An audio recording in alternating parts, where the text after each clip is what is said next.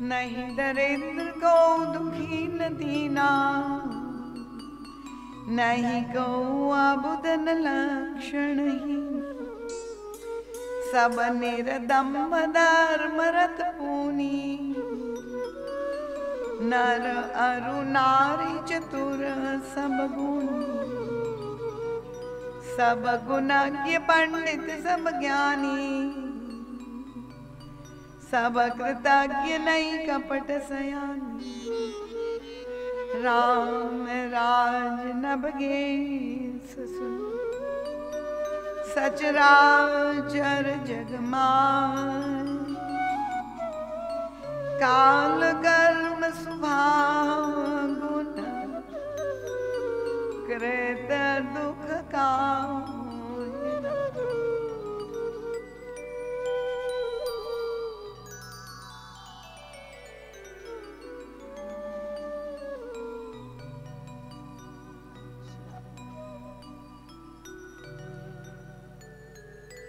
प्रभु के मंगलमय दिव्य नाम स्मरण के साथ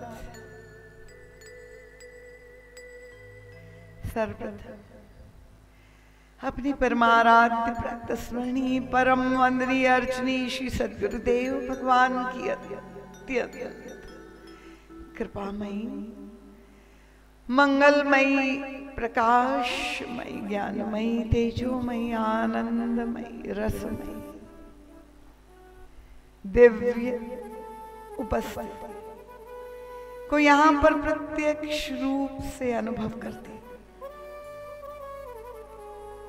और श्री सद्गुरुदेव भगवान के परम कल्याणप्रद, परम पवित्र कोमल श्री चरण कमलों में अपना सिर रखकर साष्टांग दंडवत प्रणाम करती हूँ और ये गुरु चरणारविंद में अंतर्दय से प्रार्थना करते हैं। आप ही का एक अत्यंत लघु यंत्र बनकर आप ही का संदेश सभी भक्तों के समक्ष रख सकूं, ऐसी बल बुद्धि विद्या और विवेक देने की कृपा करें। गुरु चरणों से अनंत हृदयाशीष कोटिशः मंगलाशीष प्राप्त करके मां गंगा के पवित्र तटवासी आप सभी रामानुरागी, कथा रसिक, श्रद्धालु, जिज्ञासु, धर्म प्राण, प्रबुद्ध एवं सुधी श्रोता महानुभाव, वंदनीय मातृशक्ति, सुदूर से पधारे हुए सभी आगंतुक भक्त वृंद, सभी विशिष्ट विभूतियां जो यहाँ पर समुपस्थित है, अग्रिम पंक्ति से लेकर अंतिम पंक्ति तक, आयोजक समिति, रामलीला सोसाइटी के सभी सम्माननीय सदस्य वृंद, अपने समस्त पितरों का भी पूर्ण श्रद्धा से हम लोग स्मरण कर ले। इस पवित्र पितर पक्ष में हमें ये सुअवसर प्राप्त हुआ है कि हम उन्हें भी कथा श्रवण कराकर उऋण हो सके। तो सबसे के चरणों में हृदय से अभिवादन करते हुए बार बार नमन, वंदन और प्रणाम करते हैं। आइए प्रभु की कृपा से आज एक और अवसर प्रस्तुत हुआ है। मन बुद्धि चित्त को लगाकर हम लोग इस कथा प्रसंग में प्रवेश करें। श्री रामचरितमानस के आलोक में बैठकर हम लोग सब अपने निज निज जीवन की जो भी समस्याएं हैं, जो भी गुत्थियां हैं, जो भी उलझने हैं, उसको सुलझाने की, उसके समाधान प्राप्त करने का हम प्रयास करते हैं। क्योंकि रामचरितमानस तो एक कालजयी ग्रंथ है और उसके द्वारा प्रदत्त जो समाधान है वो शाश्वत है, सबके लिए समान रूप से प्रेरक और उपयोगी है। तो भगवान श्री राम की जो लीलाएं हैं, आज 2 युगों के बाद हम उनका स्मरण क्यों कर रहे हैं, उसकी क्या प्रासंगिकता है, आज एक श्रोता ने मुझे पूछा था। तो भगवान श्री राम की लीलाओं की विशेषता क्या है कि उन्होंने जो भी त्रेता युग में लीला की, वे सारी लीला अनुकरणीय है हम सबके लिए। प्रभु ने जो समाधान तत्कालीन युग में प्रस्तुत किए, उसमें वे चाहते तो अपनी सिद्धि, चमत्कार, अपना अंतर्यामित्व, अपना ऐश्वर्य का प्रयोग कर सकते थे, जैसे भगवान श्याम सुंदर श्री कृष्ण ने किया। पर रामावतार में भगवान श्री राम ने प्रत्येक समस्या का समाधान मानवीय पद्धति से किया और इसलिए हमारे लिए परम प्रेरक और प्रासंगिक है, अनुकरणीय लीलाएं हैं। और ये जो प्रभु की सर्वोच्च उपलब्धि राम राज्य, प्रवृत्ति मार्ग में रहने वाले प्रत्येक सद्गृहस्थ यही तो चाहता है, यही तो हम सबको अभीष्ट है कि हमारे घर परिवार में वैसा ही वातावरण बने जैसा राम राज्य में वर्णित किया गया है।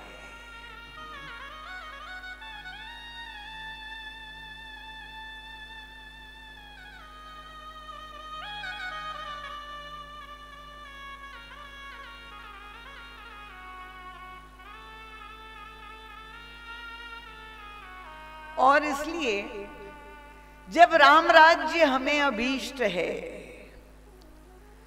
तो उसमें उत्पन्न होने वाले बाधक तत्व क्या है, उसका निरूपण हम गत 2 दिनों से करने का प्रयास कर रहे हैं। और युग तुलसी परम पूज्य गुरुदेव की वह आध्यात्मिक दार्शनिक दृष्टि प्राप्त करके केवल त्रेता युग ही नहीं, द्वापर युग में भी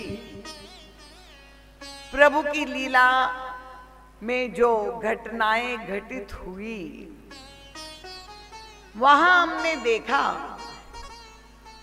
कि राम राज्य की प्रथम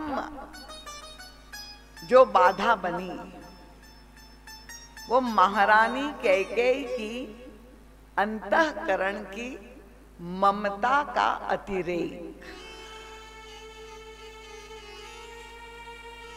और उनके ममत्व के कारण जो घोर दुष्परिणाम संपूर्ण समाज को भोगना पड़ा।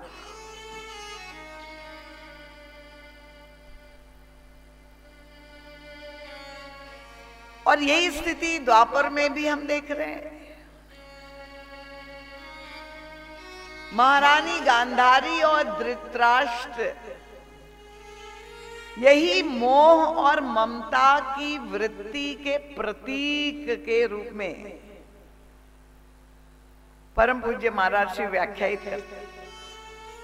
ये जो पट्टी गांधारी की आंखों पर बंधी हुई है वो केवल कपड़े की पट्टी नहीं है, वो प्रत्येक ममता ग्रस्त महिला, स्त्री या पुरुष की आंखों पर बंधी हुई है। क्योंकि ममत्व के कारण व्यक्ति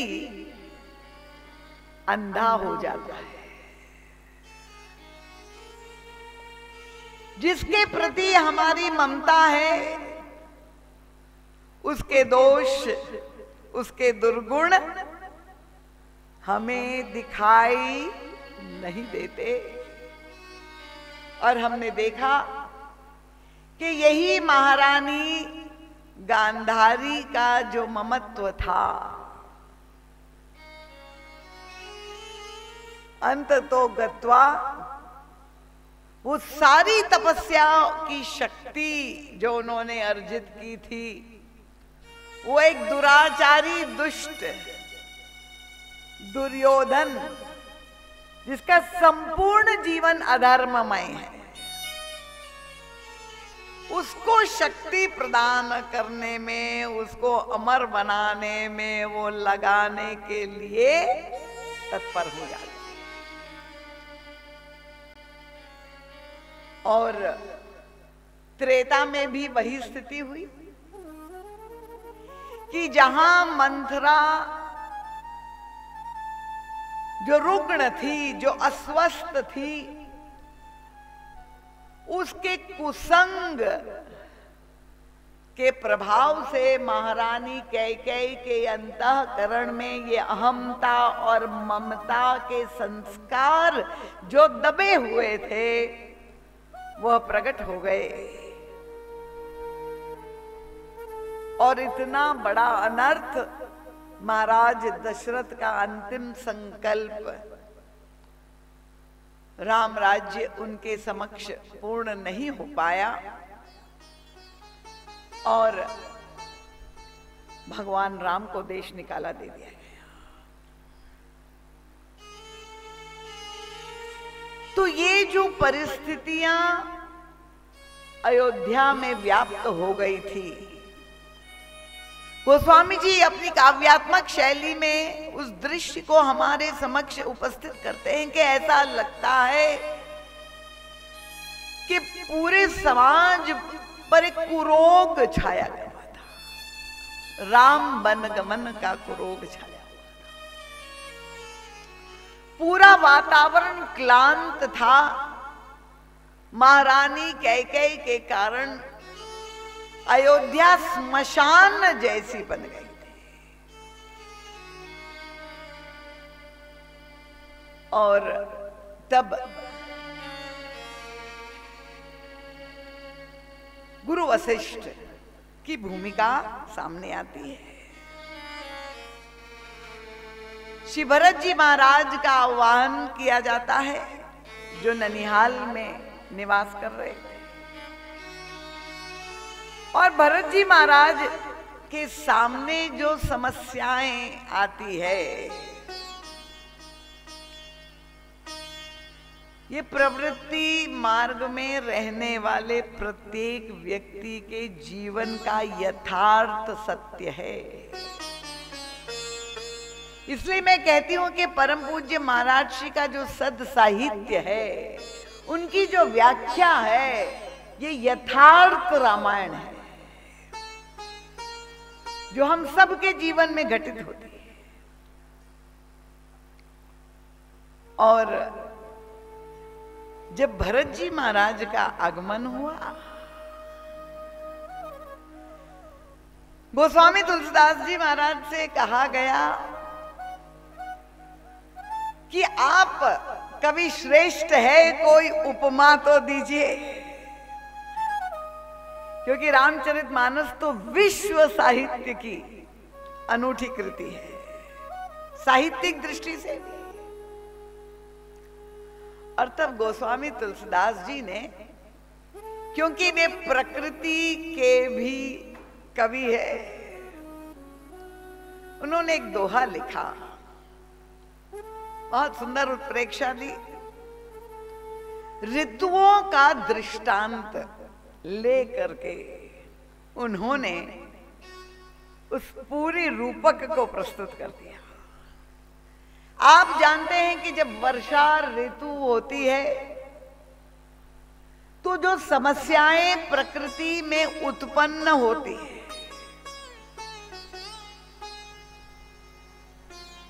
कौन सी समस्याएं? जब घनघोर वर्षा होती है तो सभी नदी तालाब सारा जल मटमैला मलिन हो जाता है, चाहे हमारी गंगा मैया ही क्यों।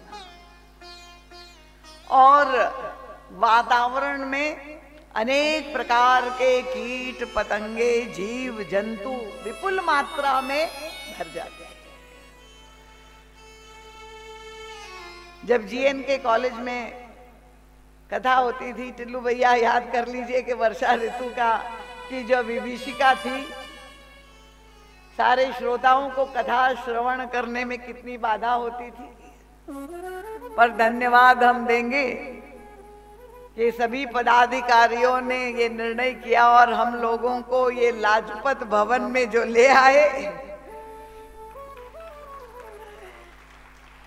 और ये लाजपत भवन का ये वातावरण की तुलना हम शरद ऋतु से कर सकते हैं।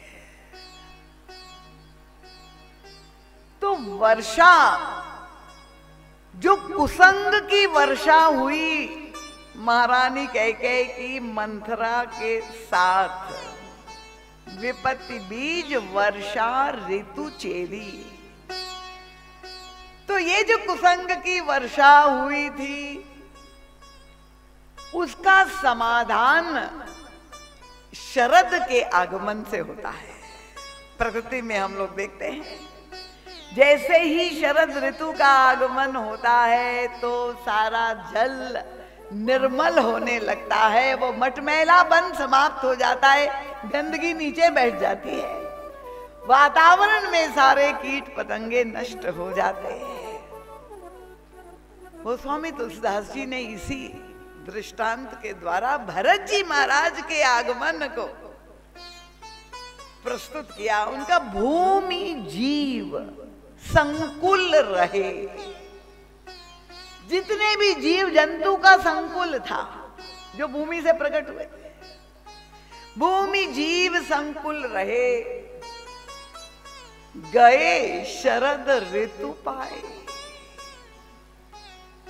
उनका सदगुरु मिले जाई जिमी, संशय भ्रम समुदाय। जिस तरह से शरद के आगमन से वर्षा के द्वारा उत्पन्न उत्पात जो है समाप्त हो जाता है, उसी तरह से एक संत के आगमन से, सद्गुरु के आगमन से जीव के अंतःकरण की सारी समस्याएं, सारे संशय, संकल्प विकल्प सब शांत हो जाते। तो ये संत या सत्संग क्या है? उनका ये शरद ऋतु का आगमन है। तो जो ममता के अतिरेक के कारण जो समस्या उत्पन्न हुई थी, उसका समाधान, क्योंकि ये हम सब के घर परिवारों की गृहस्थ धर्म में बहुत ही बड़ी समस्या है, और समस्या के बाद समाधान भी तो हमें चाहिए।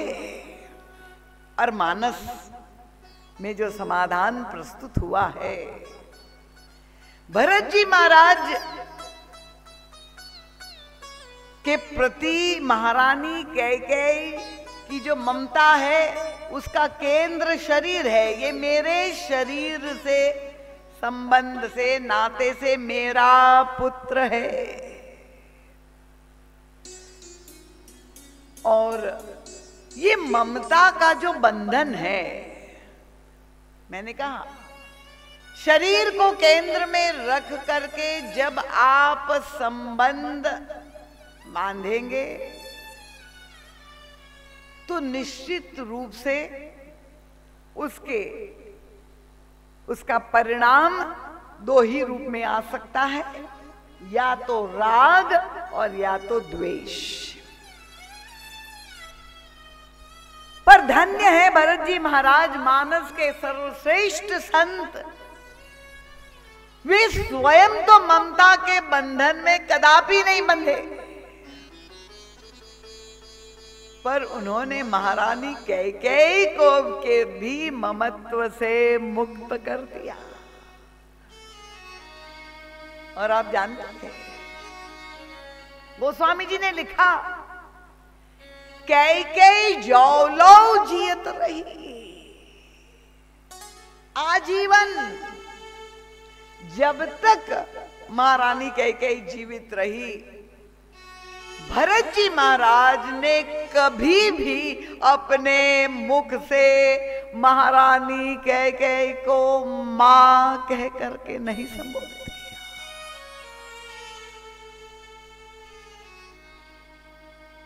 आपको लगेगा एक और तो आप उन्हें संत शिरोमणि कह रहे, और दूसरी ओर ये संत के लिए तो शास्त्र में कहा जाता है कि संत हृदय नवनीत समान, मक्खन से भी जो कोमल होता है, द्रवित हो जाता है। और ऐसा कठोर निर्णय श्री भरत जी महाराज का, क्या ये उचित है? और तब ये हमारे गुरुदेव ने इन सारे प्रसंगों के मानस की चौपाइयों में अंदर गोता लगा करके जो अंतर रहस्य प्रकट किए। ये प्रश्न जो हमारे और आपके अंतःकरण में उपस्थित होते हैं या हो सकते हैं, परम पूज्य महाराज श्री ने उस दिव्य वार्तालाप एकांत का क्षण जब राम राज्य हो गया, तो भगवान श्री राम भरत जी महाराज को अकेले देख करके, देखिए प्रभु टटोलते रहते हैं अपने भक्तों के हृदय को। एकांत में भरत से पूछा, भरत मैंने सुना है कि तुम कैकेयी अम्मा को मां कह करके संबोधित नहीं करते, महारानी कह के कहते हो। प्रभु ने अपनी अप्रियता दिखाई। देखिए ये मानस में आपको ये प्रसंग नहीं मिलेंगे, ये तो राम किंकर सद साहित्य में प्रेम मूर्ति भरत, धर्मसार भरत, राम राज्य में भरत का योगदान, 5 ग्रंथ परम पूज्य महाराज श्री ने, पादुका रहस्य, और आज भी ये सद साहित्य हमारे विवेक भैया की कृपा से 50% छूट में आज उपलब्ध है। हमारे पास उतना समय नहीं है। आप लोग अवश्य ये सद साहित्य को पढ़े, क्योंकि एक एक वाक्य में केवल गूढ़ दर्शन नहीं है, वो अपने अंतश्चक्षुओं को खोल देने वाला, हमारे हृदय को जंकृत करने वाली शक्ति है। जब भरत जी को प्रभु ने पूछा कि तुम कैकेयी अम्बा को महारानी कह करके संबोधित करते हो, भरत जी महाराज ने प्रभु से प्रति प्रश्न किया। अब ये जब संवाद चल रहा था तो लगता है महाराज जी स्वयं ही वहां खड़े थे, या तो स्वयं वही संवाद कर रहे थे या उपस्थित थे। भरत जी ने कहा, प्रभु अभी अभी आपने महारानी कैकेयी के लिए कौन से शब्द का प्रयोग किया? प्रभु ने कहा, मेरी तो वो माँ है, कैकेयी अम्मा, मैं उनको मानता हूं, मैंने उनको माँ सर्वदा सर्वथा। भरत जी ने तुरंत प्रभु से कहा कि प्रभु, आपने जिसको मां के रूप में स्वीकार कर लिया, फिर क्या अब उनके अंतःकरण में अभी भी किसी दूसरे को पुत्र के रूप में इच्छा प्राप्त करने की इच्छा शेष रह गई? जब आपने मां के लिया,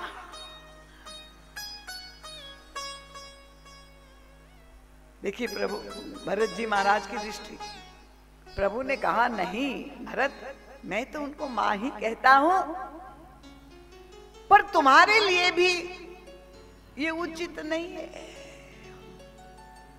और तब भरत जी महाराज ने कितनी मीठी बात कही। यहां पर श्री भरत जी महाराज का जो विवेक है, उनकी दूरदृष्टि है। प्रभु से तुरंत दूसरा प्रश्न किया उनका, प्रभु अगर कोई वस्तु बहुत ही पौष्टिक हो, क्योंकि यहां अग्रवालों का बाहुल्य है, बादाम का सीरा बहुत पौष्टिक है, बहुत प्रिय भी लगता है। भरत जी ने कहा कि कोई वस्तु बहुत ही पौष्टिक हो, पर अगर किसी व्यक्ति के लिए वो कुपथ्य हो, अगर वो लिवर का रोगी है, सिरोसिस हो गया है, तो कितना ही पौष्टिक क्यों ना हो, वो बादाम का हलवा क्या उसको देना चाहिए? बताइए, देना चाहिए? सर्वमत हम लोग सब साथ चल रहे हैं निर्णय करते हुए। भरत जी की तर्क और इनकी लीलाओं का हमें आत्मसात करना है। उनका प्रभु महारानी कैकेयी के अंतःकरण में ममत्व के अतिरेक के कारण उन्होंने मान लिया भरत मेरा पुत्र है, और उसके कारण इतना बड़ा अनर्थ हो गया, और आपकी कृपा से किसी तरह से वह ममता की वृत्ति अब जब मिट गई है, ऐसा ना हो कि फिर से मेरे मुंह से मान निकल जाए और ये ममता फिर जो है उभर जाए। इसलिए प्रभु ये मेरे लिए उचित नहीं है, ये कुपथ्य है महारानी कैकेयी के लिए। तो ये जो भरत जी महाराज का बहिरंग रूप से व्यवहार में प्रतीत होने वाली कठोरता है, उसके पीछे भी उनकी परम कल्याणकारी ही वृत्ति है। वे महारानी कैकेयी के प्रति द्वेष भाव से नहीं, वे चाहते हैं कि वे भी स्वस्थ रहे और सारा समाज भी स्वस्थ रहे, फिर ये बाधा उत्पन्न ना हो।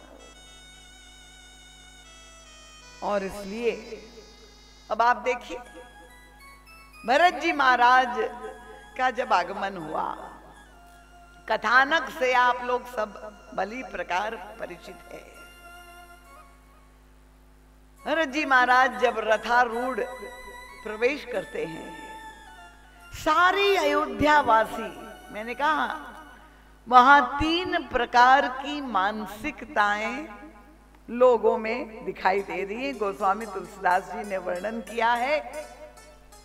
एक भरत कर सम्मत कही, एक उदास भाई सुनी रही। काफी अधिकांश लोगों के मन में तो यही विश्वास था कि महारानी कैकेयी का डीएनए भरत में है। जिस तरह से कैकेयी नरेश का डीएनए महारानी कैकेयी में आया, वही आनुवंशिक रूप में तीसरी पीढ़ी में भरत में है। और ये माँ बेटे की मिली भगत है, षड्यंत्र जो है मिलजुल के किया है।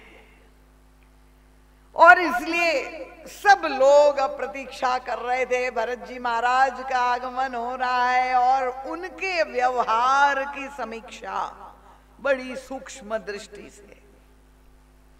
कुछ लोग ऐसे थे वे उदास थे, तटस्थ।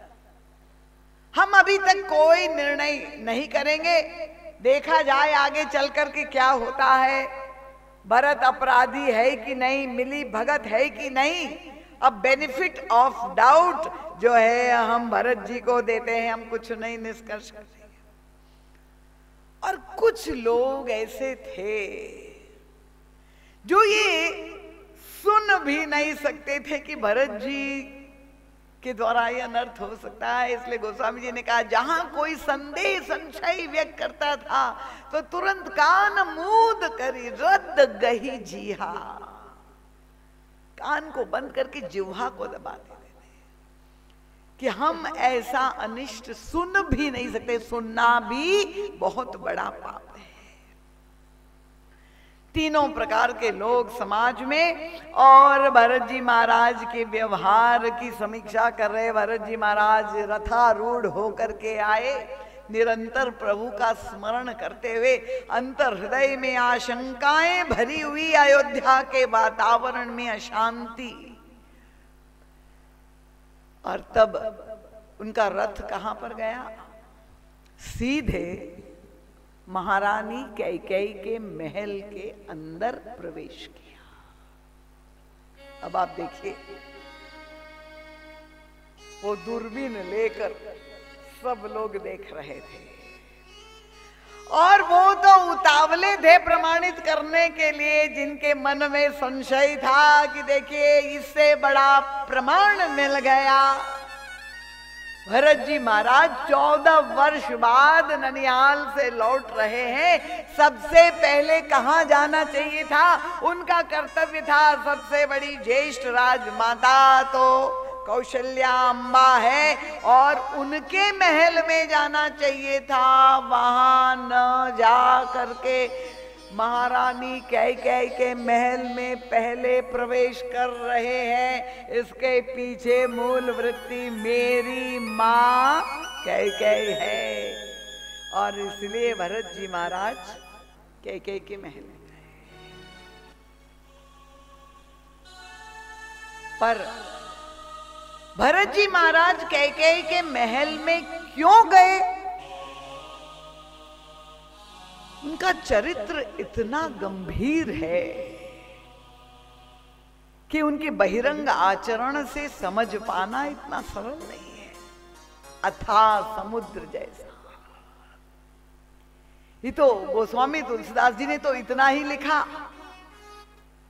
पर क्यों गए भरत जी महारानी कैकेयी के महल में, ये तो हमें समझाने के लिए गोस्वामी तुलसीदास जी के बाद पुनः युग तुलसी को अवतार लेना पड़ा और तब उन्होंने इसी मानस की परिधि में रह करके भरत जी महाराज के मनोभाव को परम पूज्य महाराज ने पढ़ लिया।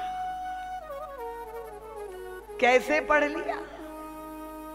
क्या इसीलिए गए थे कि नहीं मेरी मां, शरीर की मां महारानी कह गए? अब वहां तो तैयारियां हो गई थी।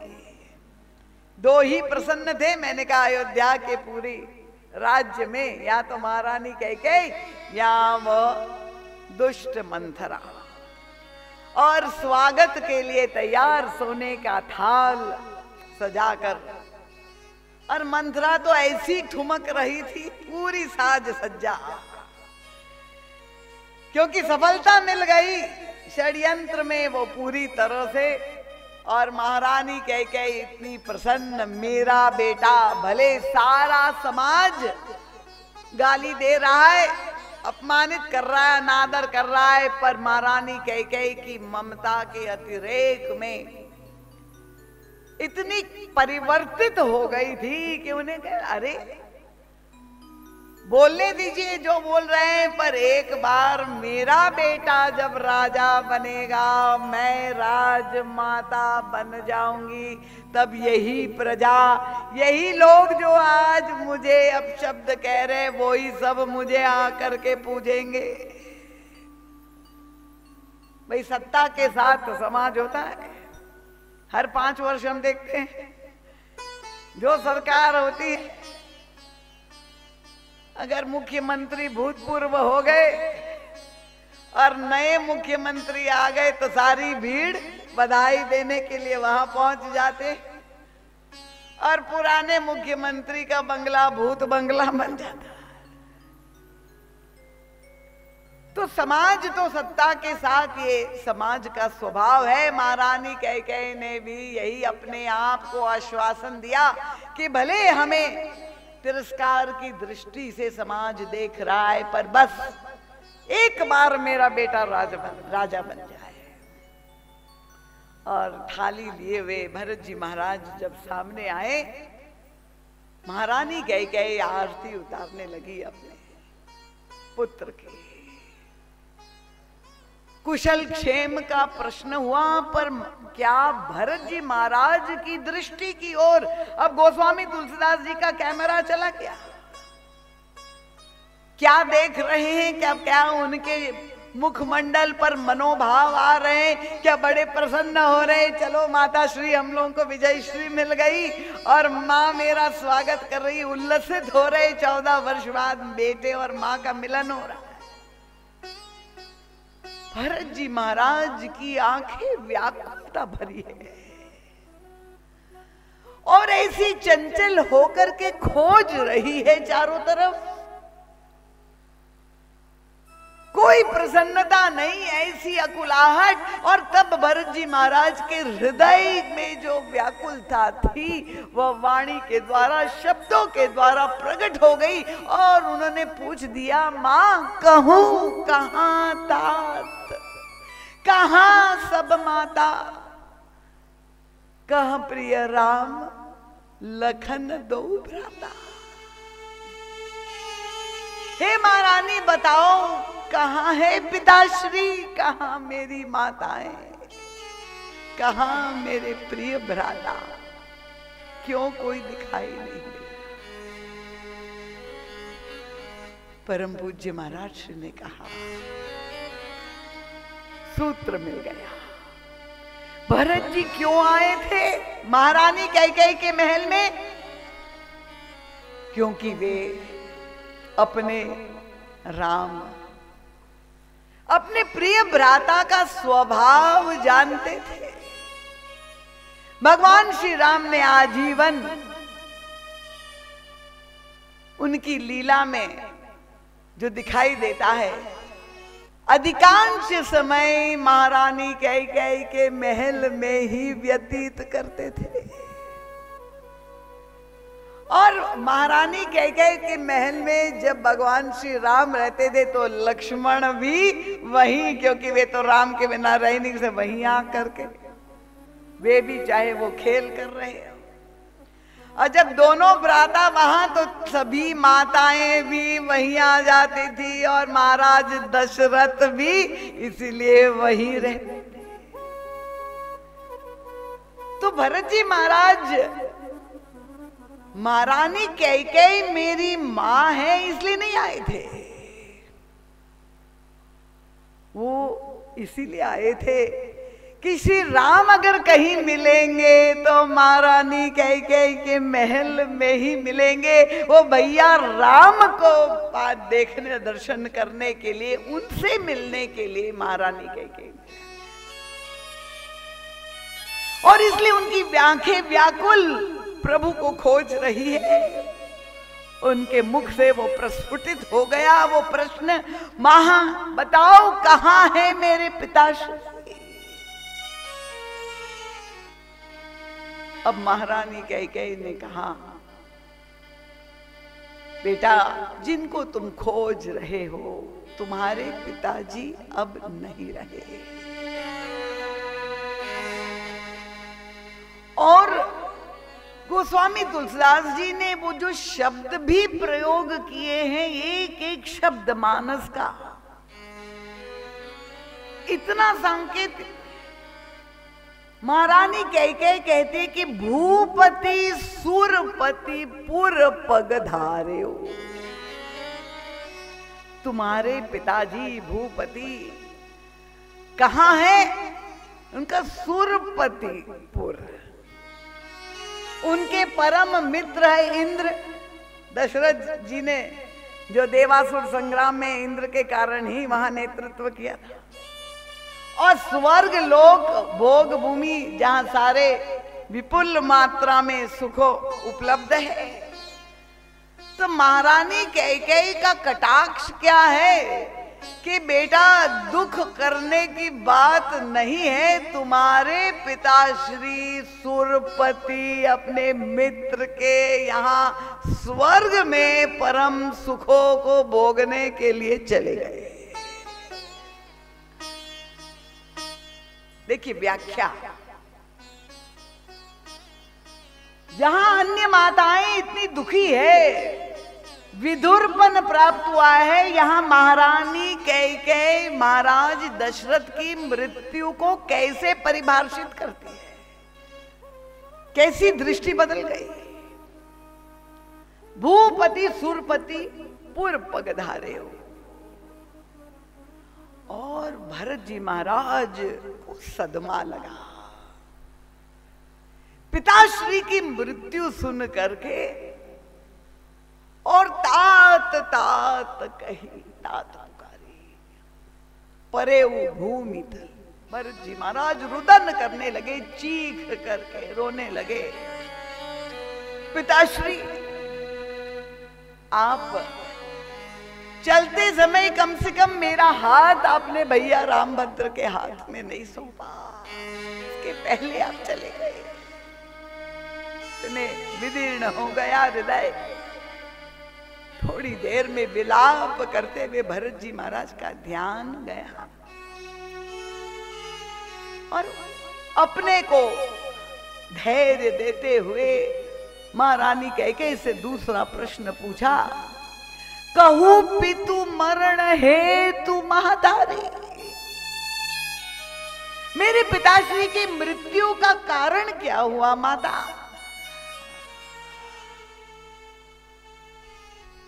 और तब महारानी कैकेयी ने अपनी सारी करनी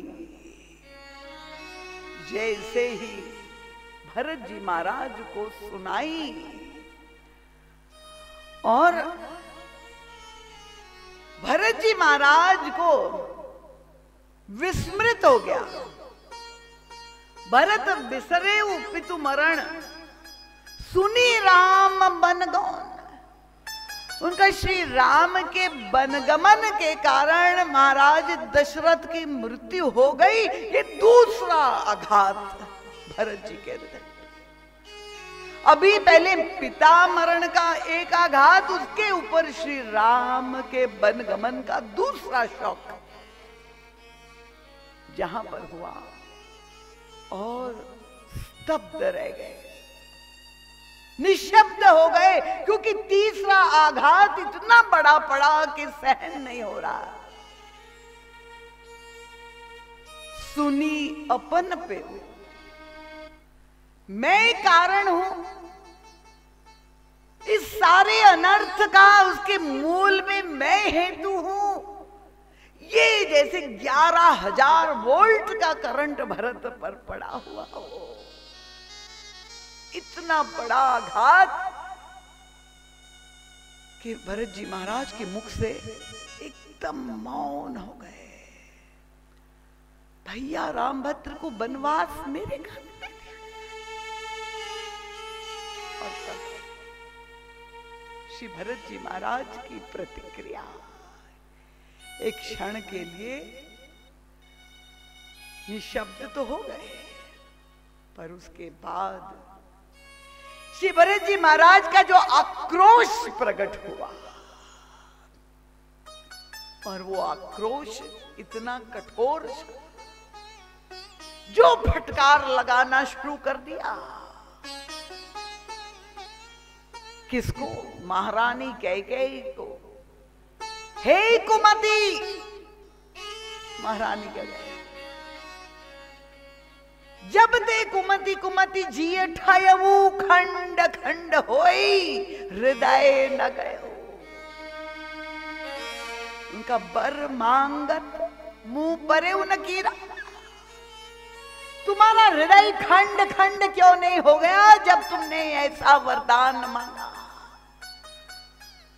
गरी न जी मुंह परे उन कीरा, तुम्हारी जिह्वा क्यों गल नहीं गई, तुम्हारे मुंह में कीड़े क्यों नहीं पड़ गए।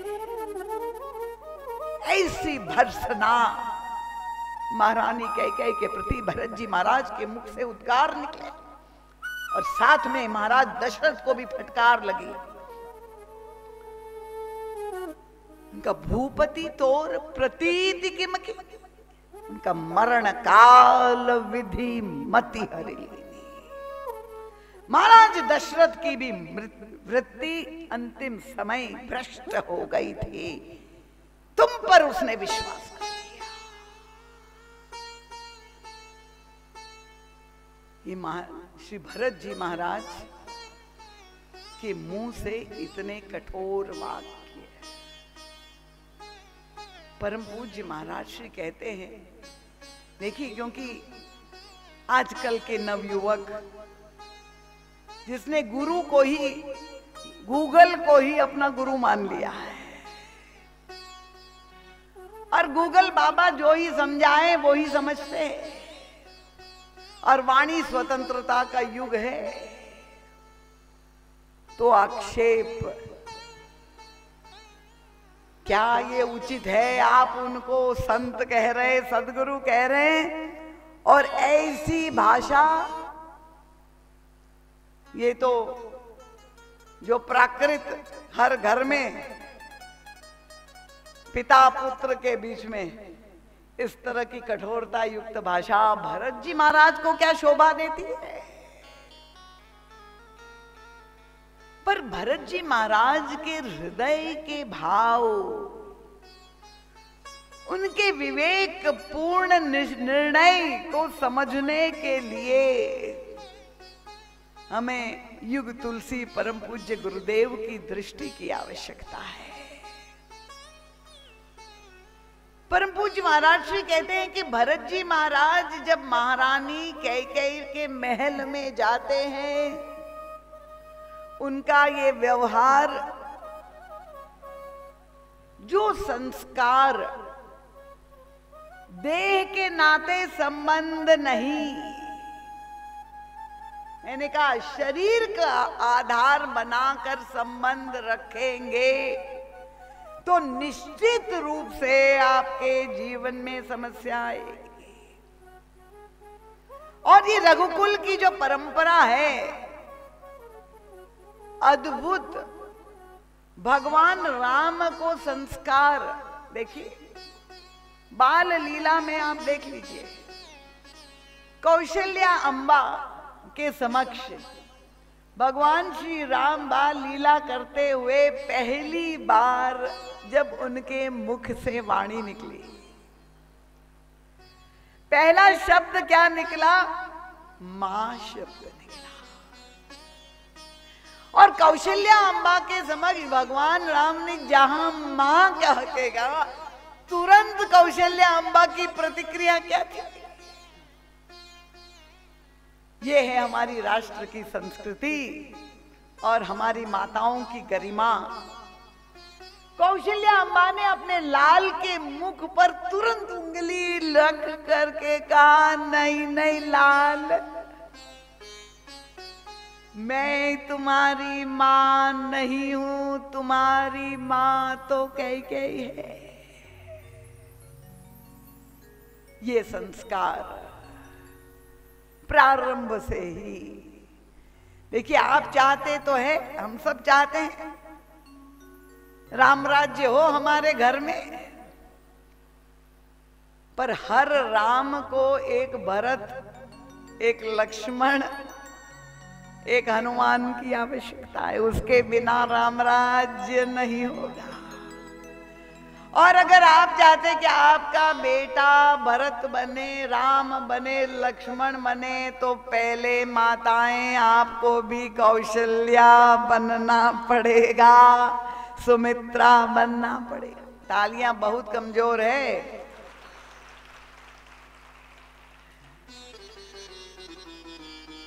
ऐसी शिक्षा, मां प्रथम गुरु है, पर हम कौन सी शिक्षा देते हैं अपने बच्चों को? 8 महीने का हुआ नहीं और तुरंत ही उसको भेज देते हैं कोई प्ले स्कूल में या किंडरगार्टन में या पिंग पोंग, पता नहीं क्या क्या। मैंने कहा ये कोई अवस्था है पढ़ने की? तो उनका अरे थोड़ी देर तो छुटकारा मिले। अगर छुटकारा ही चाहिए था तो क्यों एक जीव को अब संसार में लाए? आपके पास उतना भी समय नहीं है अपने बालक के लालन पालन के लिए, और वही आज की बलिहारी है ये आधुनिक जो एजुकेशन पॉलिसी है मैकाले की, जो स्कूलों में शिक्षा दी जाती है। वहां कहां हमारी ये संस्कृति मिलेगी? हम अगर कौशल्याम्बा की तरह ये धर्म की कक्षा से ऊपर उठ की एक व्याख्या है, एक और ऊपर, जिसको हम धर्मसार कह सकते हैं। आप सुमित्रा अम्बा को भी देख लीजिए, वहां भी आपको देखेंगे कि ये माता अपने लाल को, अपने पुत्र को क्या शिक्षा दे रही है। हमें मानस क्यों पढ़ना है? यही तो आत्मसात करना है। जब भगवान श्री राम बन जाने लगे, वो प्रसंग भी आप जानते हैं अयोध्या कांड का। अब महारानी कैके ने तो केवल भगवान राम को बन भेजा था, पर लक्ष्मण जी ने भी हठ कर लिया, मैं भी साथ में जाऊंगा। और प्रभु ने बहुत रोकने की, सारे धर्म का उपदेश, कर्तव्य कर्म का उपदेश सब समझा दिया, पर लक्ष्मण जी तो मानने वाले नहीं थे। और तब प्रभु ने एक बड़ा विचित्र आदेश दिया, उनका मांगहु विदा मातु सन जाए। प्रभु ने दिखाया कि तुम्हारा स्नेह से जो हट है उसको मानने के लिए मैं बाध्य हूं, तुम्हें चलना ही है। अगर मेरे साथ निर्णय ही कर चुके हो तो चलो, पर चलने से पहले एक बार कम से कम मां के पास। और जहां लक्ष्मण जी को कहा, क्योंकि एक मां ने अपने ममत्व का दर्शन करा चुकी थी, अब लक्ष्मण जी महाराज को जब कहा जाए तो प्रभु को बड़ी सावधानी का प्रयोग करना पड़ा। उनका मां से आज्ञा नहीं लेने जाने को कह रहा हूं लक्ष्मण, मां से विदा लेने के लिए कह रहा हूं। विदा लेने का मतलब निर्णय हो चुका है, आज्ञा लेने का मतलब वे पूछना है जाओ कि न जाओ। पर यहां तो निर्णय हो चुका है, मैं तो जाने ही वाला हूं, बस केवल सूचनार्थ आया हूं, आशीर्वाद देना हो तो दे दीजिए। मांगहु विदा मातु सन जाई। जब प्रभु ने आदेश दिया, लक्ष्मण जी तो ये तो साहस नहीं था कि प्रभु की बात काट सकते थे, मर्यादा का पालन। और तब हृदय में बड़ा संशय है लक्ष्मण जी महाराज को। क्यों? यही डर लग रहा है कि कहीं सुमित्रा अम्बा का वात्सल्य, उनका ममता का अतिरेक उभर करके ना आ जाए। और जब वे सुमित्रा अम्बा के महल में जाते हैं लक्ष्मण जी महाराज, चेहरा तो बिल्कुल सूखा हुआ, रक्त विहीन, इतने दुखी है, क्लांत आकृति देखकर मां तो भाप गई। अपने लाल की स्थिति उनको आश्चर्य हुआ, क्योंकि उन्हें पता ही नहीं था कि ये सारी घटना घटित हो गई। और इसलिए सुमित्रा अम्मा के मन में ये, हृदय में ये प्रश्न उठना स्वाभाविक था कि लक्ष्मण, आज तो तुमसे अधिक कोई प्रसन्न दूसरा होना ही नहीं चाहिए। सबसे अधिक प्रसन्नता का दिन तुम्हारे लिए, क्योंकि तुम तो हमेशा चाहते थे कि भैया रामभद्र का राज तिलक हो जाए, और आज श्री रामभद्र का राज्याभिषेक हो रहा है, तो तुम इतने दुखी क्यों हो? तब लक्ष्मण जी महाराज ने सारी घटना सुनाई और कहा साथ में कि भैया ने कहा, मांगहु विदा मातु सन जाए,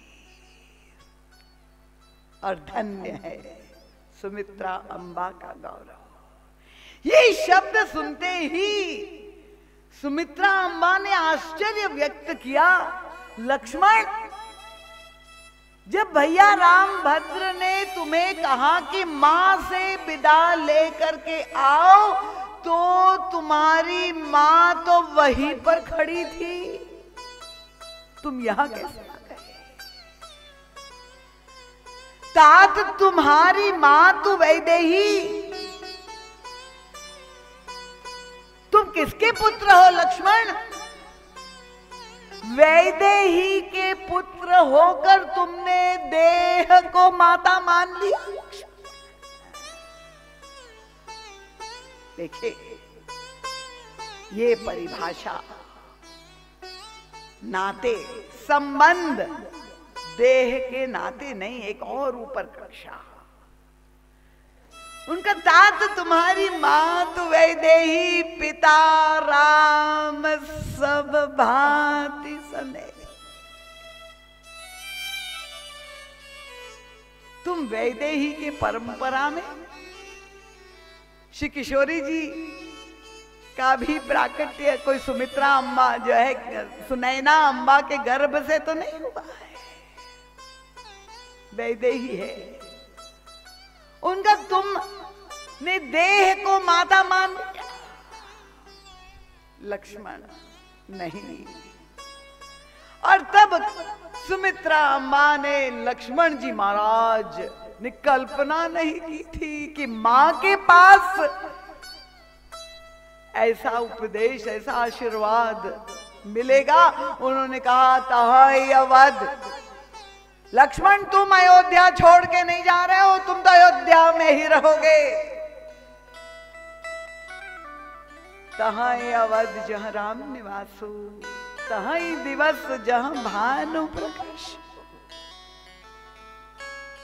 और फिर उनका जौ पे राम सीय बन जाई, अवध तुम्हार काज कछुनाई। अगर राम सीता बन जा रहे तो तुम्हारा यहां पर कोई काम नहीं है लक्ष्मण। 14 वर्ष के लिए जिसका पुत्र बन जा रहा हो, वो मां वे बोल रही है अपने पुत्र को, बेटा तुम यहां नहीं आते तब मुझे अधिक प्रसन्नता होती।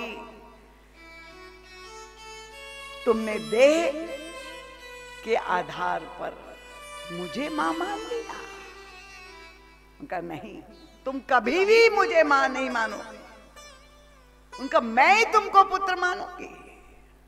क्या अद्भुत वो संवाद है।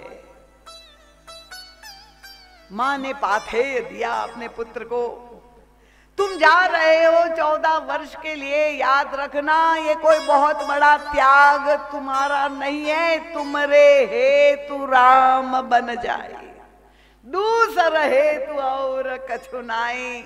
ये गलती से मन में मत पाल लेना कि मैंने बहुत बड़ा त्याग किया। मैं जा रहा हूं, श्री राम के वनगमन का उद्देश्य एकमात्र तुम हो, क्योंकि तुम चाहते थे कि एकांगी सेवा मुझे मिल जाए, और यहाँ पर सेवाएं बट जाती थी राजमहल में। तुम्हें सेवा का अवसर देने के लिए राम बन जाए।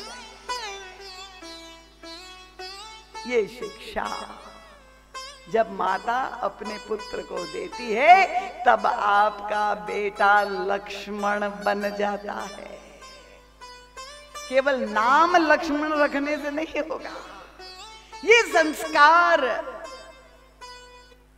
उस घर में जहां रामचरितमानस का नित्य पाठ होता है, वहां चौपाइयां पूरे घर में गुंजायमान होती है, तब सहज ही वो मन मानस में ये संस्कार उतर जाते हैं। और क्या अद्भुत आशीर्वाद दिया, वो तो एक स्वतंत्र प्रसंग ही हो जाएगा 9 दिन का। महाराज जी का एक ग्रंथ है लक्ष्मण चरित्र, उसमें आपको ये संवाद मिलेगा। तो ये जो शिक्षा, कौशल्या अम्बा ज्ञानमयी, सुमित्रा अम्बा उपासनामयी, और हम लोग अपने पुत्रों को पुत्रियों को जो संस्कार देते हैं, बस इसके आलोक में अपनी रहनी देख लीजिए।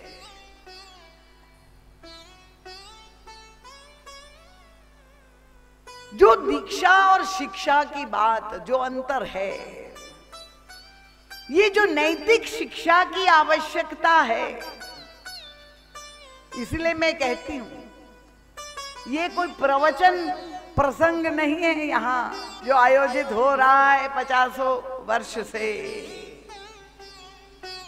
ये तो आत्मनिरीक्षण का शिविर है कि जिसमें हम लोग अपनी अपनी त्रुटियों को से ऊपर उठने का प्रयास कर रहे हैं। नहीं तो जो आजकल शिक्षा दी जा रही है, जब संबंध विच्छेद हो रहे हैं, सारे संबंध संकट में पड़ रहे हैं।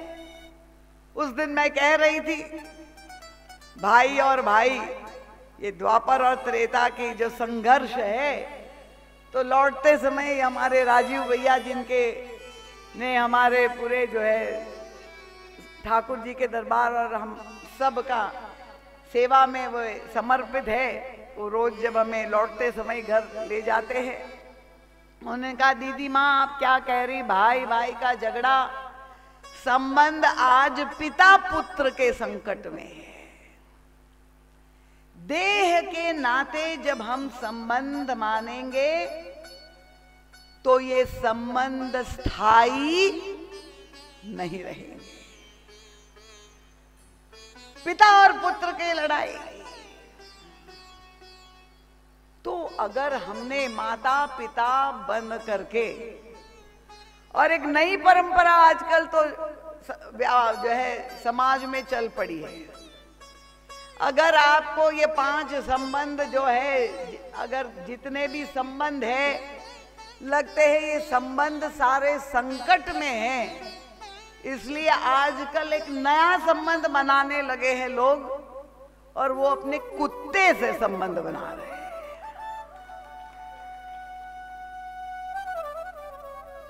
ये हमारी शिष्या वो सारी कहानियां हमें सुनाती है। दीदी माँ आज समाज में गॉड लवर्स नहीं बढ़ रहे, डॉग लवर्स बढ़ रहे हैं।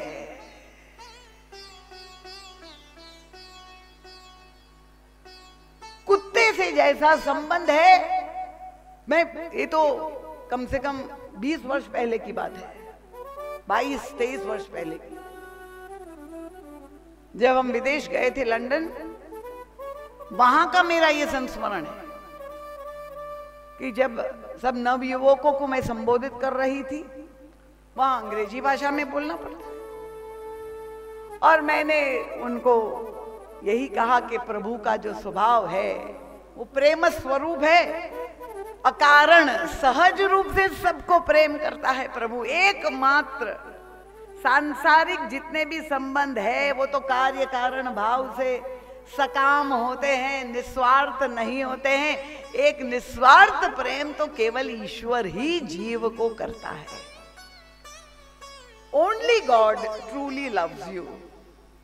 जब मैंने ये कहा था तो एक बालक खड़ा हो गया था, उनका कि excuse me, I would like to interrupt you but I disagree with you. मैं आपसे सहमत नहीं। तो मैंने कहा you are open, this is an open class, open faith and most welcome. आप बताइए हमारे और आप में क्या मतभेद है तो हम लोग संशोधन कर लेंगे। और तब उन्होंने कहा कि I feel the only person who truly loves me is my dog. एकमात्र मेरा कुत्ता।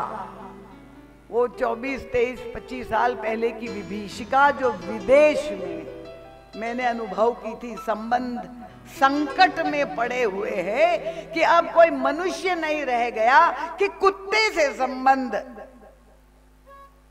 व्यक्ति को वहीं पर जाके विश्वास। अब इतने संबंध संकट में हैं, वो अब भारतवर्ष में आ गया है और बड़े शहरों में नहीं, कानपुर में भी आ गया है क्या? अगर कोई डॉग लवर है तो बुरा न माने, पहले ही माफी मांगते। पर मैंने उनसे जो कहा वो मैं आपसे कह दूं। मैंने कहा देयर इज नो डिफरेंस, ये तो तुम्हारी और हमारी दोनों की बात एक ही है। मैंने कहा, मैं कहती हूँ गॉड लव्स यू, तुम कहते हो डॉग लव्स यू। तो मैंने कहा गॉड और डॉग में अक्षर तो वही है, बस उल्टा दिए है जीओडी और डीओजी, बात तो एक ही है। तो संबंध का आधार क्या होना चाहिए? लक्ष्मण जी ने पूछा सुमित्रा अम्बा से कि देह को मैं नहीं मानू माता, पर मां संबंध व्यवहार कैसे चलेगा? व्यवहार में हमें संबंध रखने पड़ेंगे, उसका आधार क्या होगा? ये आधार कार्ड नहीं। और तब सुमित्रा अम्बा ने जो निर्णय दिया, उनका बेटा याद रखना, पूजनीय प्रिय परम जहाते सब मानिए ही। सबसे संबंध रखो। जब हम व्यवहार में हैं, हम गृहस्थी में हैं, हम प्रवृत्ति मार्ग में हैं, तो बिना संबंध के कैसे काम चलेगा? संबंध तो रखने ही पड़ेंगे, पर आधार संबंध का क्या होगा? बस उतनी ही सावधानी होनी चाहिए, देह से अटैचमेंट ना हो, क्योंकि देह नश्वर है, संबंध टूट जाएंगे। उन्होंने कहा ऐसी आधारशिला बनो रखो जो ठोस हो, जो कभी मिटने वाली ना हो। वो आधार एकमात्र क्या है? उनका बड़े हैं उनको पूजे, बराबर को स्नेह करे, जो हमसे छोटे हैं उनको वात्सल्य प्रदान करे, सबसे नाता रखे, सबसे संबंध रखे। मानिए सब ही राम के नाते, भगवान के नाते, सब में वही राम है। तो चाहे डॉग हो, उसमें भी राम अगर दिखाई दे तो उनसे भी नाता आप मान करके, शरीर नहीं तो। मैं जानती हूं हमारे एक परिचित, कुत्ता मर गया, अब जितनी ही आयु होती है, पर वो शब्द उनको कुत्ता नहीं, ये मेरा बच्चा है। और वो बच्चा जब मर गया तो परिवार में 4 दिन तक भोजन ही नहीं मिला, इतना रोना धोना मच गया और डिप्रेशन में चली गई। तो संबंध अगर ईश्वर के नाते सबको आप मानेंगे तो ये संकट नहीं आएगा। सबके साथ व्यवहार करें, पर हमें व्यवहार का स्तर और एक सीढ़ी ऊपर उठाना है। तब हम मैं और मेरा, तू और तेरे के संघर्ष से बचेंगे।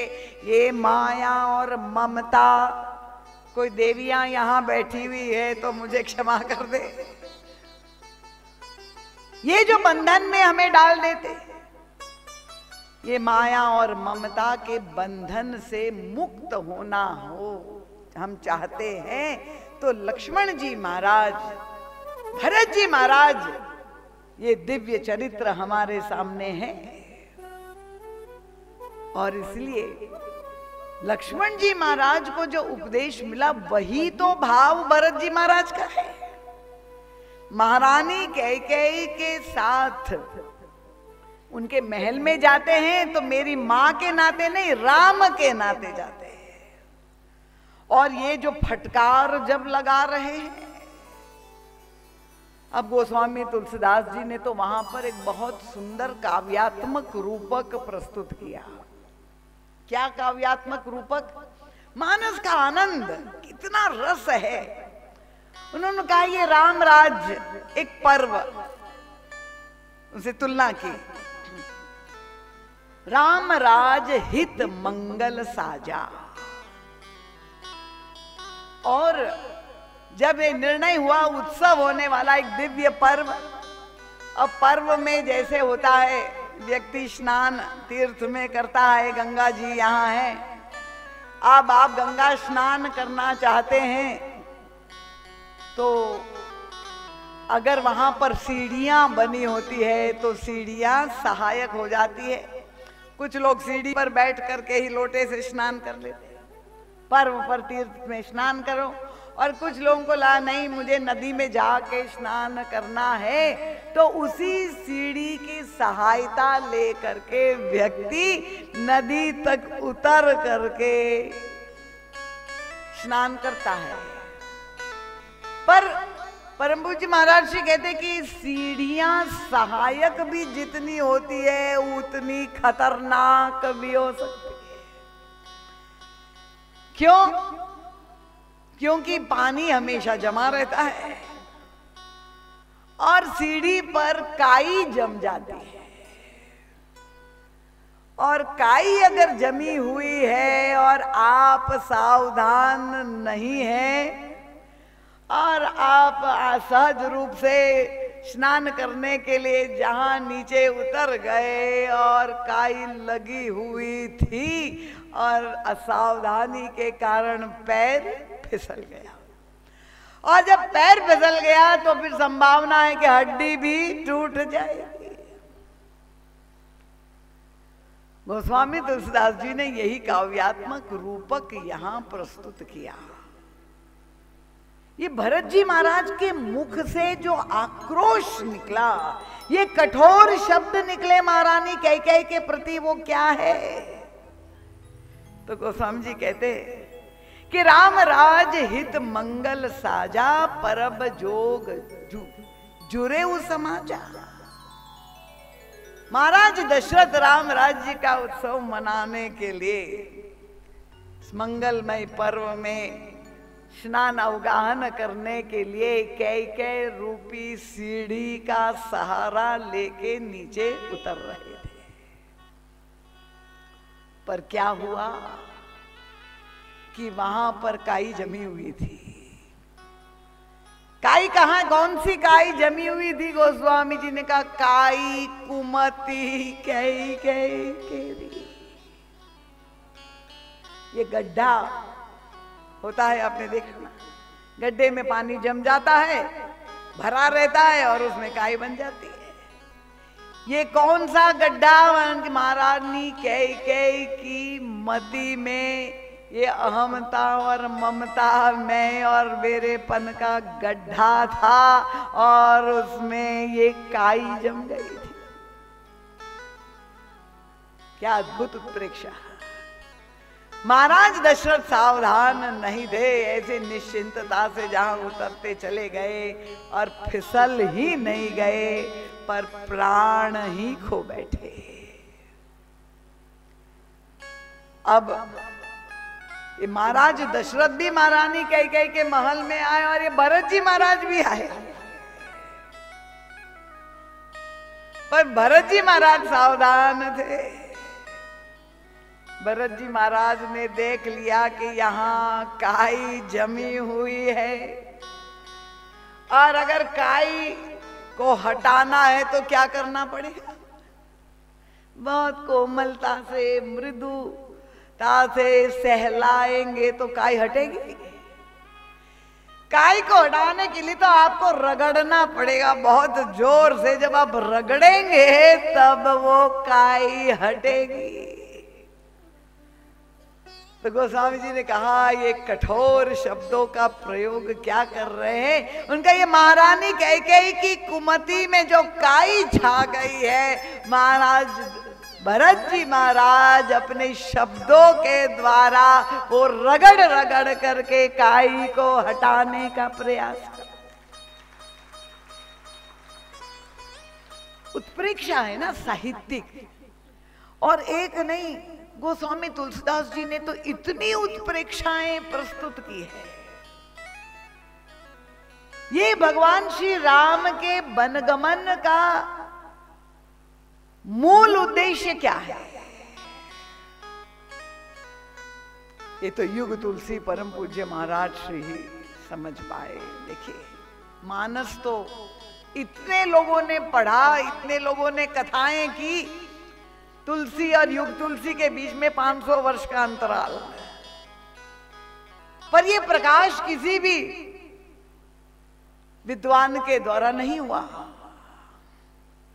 और आज परम पूज्य महाराज श्री के मुखार विंद से जब ये गोमुख से ये दिव्य अमृत धारा प्रकट हुई और उन्मुक्त भाव से महाराज श्री ने वितरित किया, तो आज पूरे समाज में जितने कथावाचक है वो सब महाराज श्री की ही वाणी और विचारों को जैसे उनसे संभव हो वही बोल रहे हैं। तो महाराज जी कहते हैं कितने उद्देश्य थे। किसी ने पूछा उनका आज्ञा पालन के लिए गए, किसी से पूछा उनका मां की इच्छा की पूर्ति के लिए गए, किसी ने कहा रावण वध करने के लिए गए। पर परम पूज्य महाराज ने तो सीधे प्रभु से ही पूछ दिया, सबसे बात करते हैं आपके वनगमन का मुख्य उद्देश्य क्या है। और तब प्रभु ने कहा मेरा अत्यंत प्रिय भरत इतना स्नेह मुझसे करता है, पर उनका स्नेह, उनके व्यक्तित्व में वो गुण अभी तक समाज के सामने नहीं। ऐसा परिपूर्ण चरित्र, हमेशा अपने को छिपाए रखने का प्रयास भरत में। मुझे कोई ना देखे, मेरे प्रभु के पास सब जाए। और इसलिए जो प्रभु से इतना प्रेम करने वाला हो पर इतनी दूरी बनाई रखी, वियोग में 14 वर्ष ननिहाल में। भरत जी महाराज चाहते यही थे, वे सावधान थे कि मेरे नाना श्री और मामा श्री ने जो वरदान मांगा है विवाह के समय कहीं इसका प्रयोग न हो जाए, इसलिए अच्छा यही होगा कि मैं वही ननिहाल में रहूं और अपने नाना और मामा को जो है संतुष्ट करे रहूं। और जब मैं अयोध्या में रहूंगा ही नहीं तो सब तो मुझे भूल जाएंगे, महारानी कह भी मुझे भूल जाएगी। और हमारे भैया श्री राम ही जब सामने होंगे, उनके ही गुण, उनका ही प्रेम, बस वही सबको सम्मोहित करके रखेगा। और इसलिए भरत जी महाराज सामने नहीं आए। पर प्रभु, ये संत और भगवंत के बीच जो संबंध है, संत चाहते हैं कि भगवंत हमारे प्रभु का ही गुणानुवाद हो, और भगवान चाहते हैं कि नहीं, मुझे भले ना मानो एक बार, पर मेरे संतों को मुझसे अधिक तुम मानो। प्रभु चाहते हैं भरत जी का व्यक्तित्व समाज के सामने आए। और कैसे आएगा? भरत जी, प्रभु ने सोचा भरत 14 वर्ष तक तुम मुझसे दूर रहे ना, अब मैं जा रहा हूं, अब मैं जा रहा हूं और मैं चाहता हूं कि तुम्हारे गुण समाज के सामने आए। पर भरत जी का चरित्र तो समुद्र जैसा है।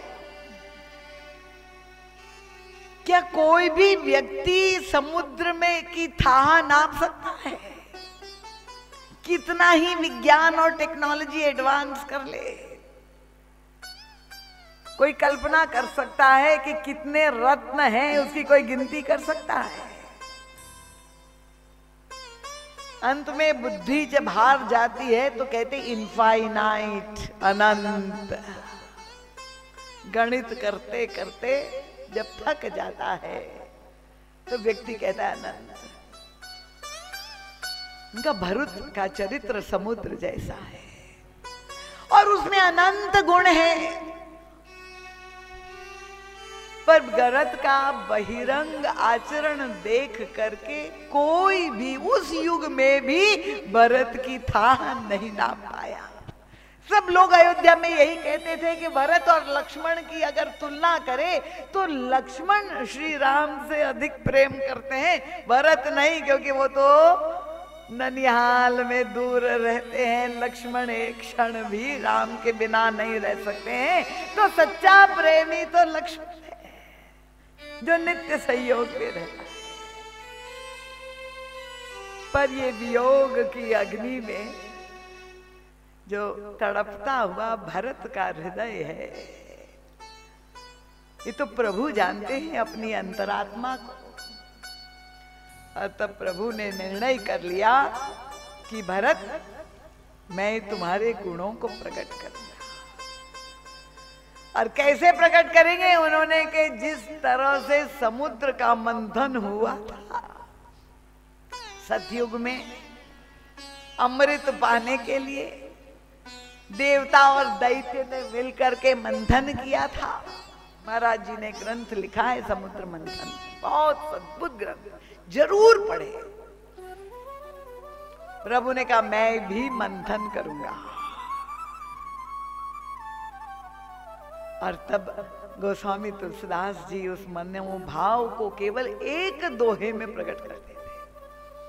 अयोध्या कांड में भी लिखते, प्रेममीय मंदर विरह भरत पयोधि गंभीर, मथि प्रगट्यो सूर साधु हित कृपा सिंधु रघुबीर। क्या अद्भुत उत्प्रेक्षा है। एक समुद्र ने दूसरे समुद्र का मंथन किया। ये सब साहित्य का आनंद जिसे लेने का वो रस हो जगह। हम लोग तो कथा में केवल थोड़ा संगीत मिल जाए और कपड़े पहन के नाच गान कर ले, ये मनोरंजन का विषय नहीं है। उनका प्रभु कौन है? वो एक समुद्र है, कृपा सिंधु, कृपा के समुद्र है। तो फिर अगर कृपा का समुद्र है और हम सबको कृपा ही चाहिए, तो ये दूसरा समुद्र कौन सा आ गया? भरत रूपी समुद्र। वो स्वामी जी कहते हैं ये प्रेम का समुद्र है। उसके मंथन की क्या आवश्यकता पड़ गई? प्रभु ये बताना चाहते हैं कि मेरी कृपा होते हुए भी महारानी कैकेयी पर कृपा थी कि नहीं? बताइए, प्रभु की कृपा थी कि नहीं थी? बोलिए ना, सो गए क्या आप लोग सब? मंथरा पर कृपा थी कि नहीं थी? ना, प्रभु तो सब पर कृपा कर, कृपा के सिवा वो कुछ कर ही नहीं सकते। प्रभु मूर्त कृपा में है। पर प्रभु ने ये अनुभव कर लिया कि मेरी कृपा होते हुए भी मंथरा के मन में, महारानी कैकेयी के मन में ये संशय उत्पन्न हुआ। उसका कारण क्या है? क्योंकि प्रभु कृपा करते हैं, कृपा बरस रही है, पर अगर हमारे पास वो कृपा को देखने की दृष्टि नहीं है तो हम उस कृपा को समझ नहीं सकते। और वो कृपा को देखने की दृष्टि कैसे मिलेगी? उनका जब तक हमारे हृदय में प्रेम का प्राकट्य नहीं होगा तो वो प्रेम के अभाव में ईश्वर की कृपा नहीं दिखाई देगी। हम समीक्षा ही करते हैं। इसलिए प्रभु ने कहा भरत रूपी समुद्र, प्रेम का समुद्र, और उसके मंथन की आवश्यकता है। तो अमृतमय प्रेम का ये समुद्र, पर वहां तो मथानी, जो स्थूल समुद्र को मथा था तो उसमें तो मथानी वासुकी नाग और मंदराचल पर्वत, वो रूपक आप जानते हैं। यहाँ प्रभु जब भरत रूपी समुद्र का मंथन करने जा रहे तो मथानी किसको बनाए?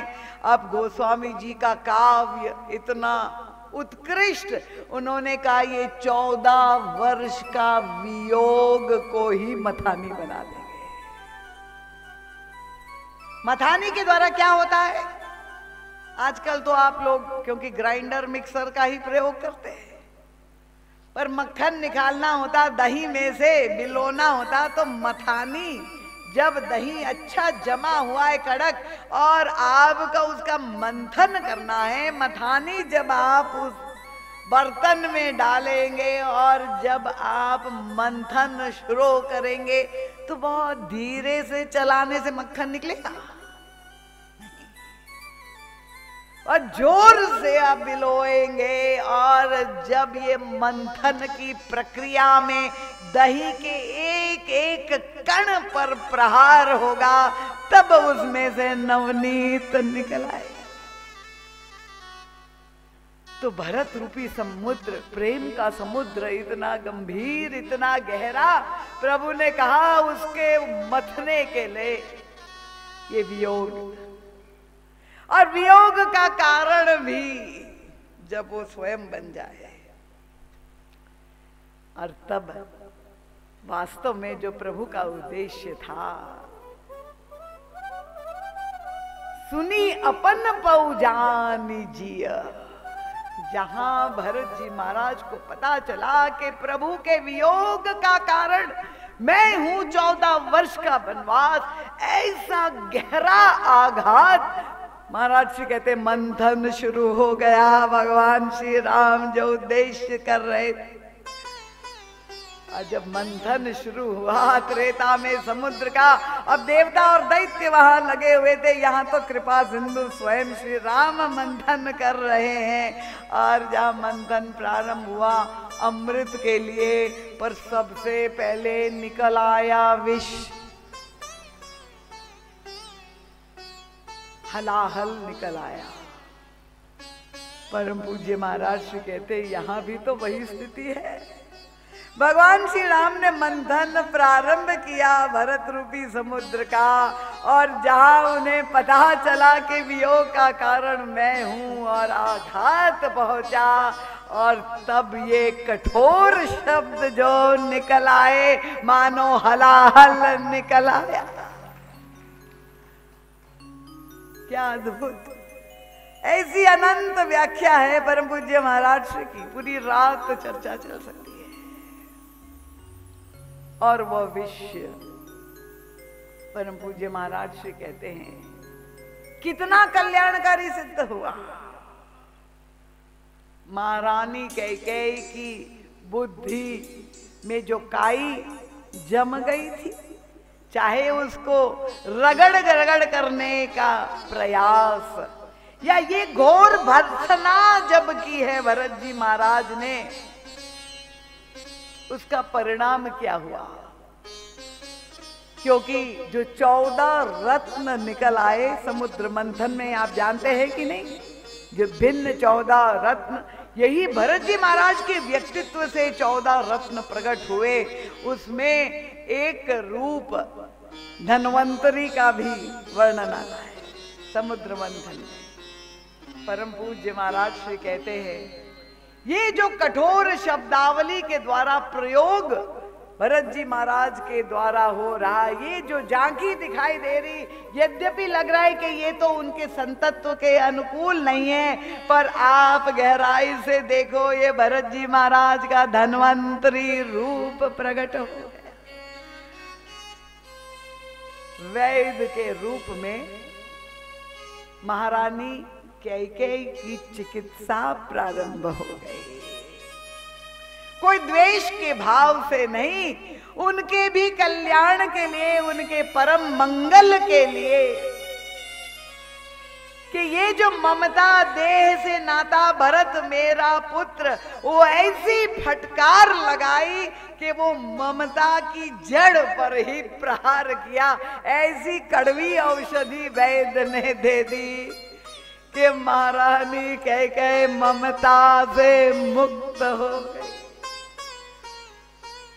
और वो कब पता चला?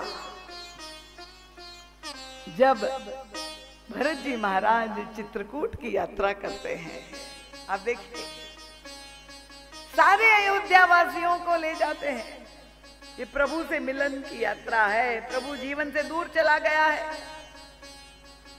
अगर उनके हृदय में द्वेष होता श्री भरत जी महाराज के लिए,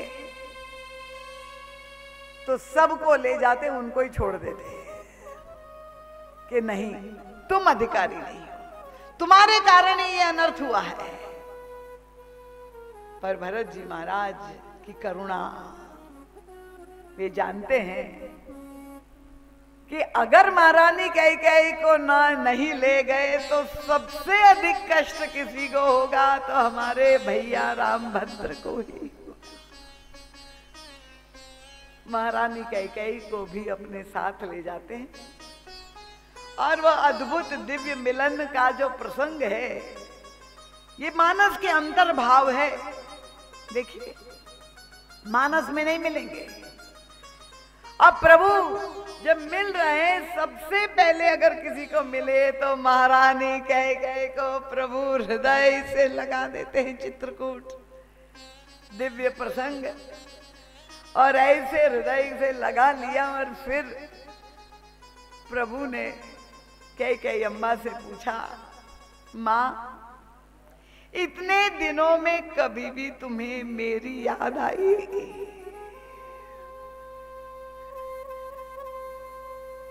और जो महारानी कैकेयी 14 वर्ष के लिए प्रभु को वनवास दी थी, इतनी कठोर हो गई थी, महाराज दशरथ के समझाने पर भी नहीं समझी। इतनी व्याकुल थी, इतनी आतुर थी। राज्याभिषेक बाद में पहले वलकल वस्त्र में, उदासी वेश में राम बन चले जाए। उनसे प्रभु ने पूछा, माँ, कभी तुम्हें मेरी याद आई? नहीं तो प्रसन्न होना चाहिए था ना कि मेरे उस उद्देश्य की पूर्ति हो गई, अब ये राम गए। तो प्रभु ने जब पूछा महारानी कैकेयी से, तो कैकेयी अम्मा ने कहा, हाँ रामभद्र, नित्य प्रति तुम्हारी याद रात। नहीं नहीं माँ, बताओ, सबसे अधिक याद कब आई तुम्हें मेरी? और तब कैकेयी अम्मा ने कहा,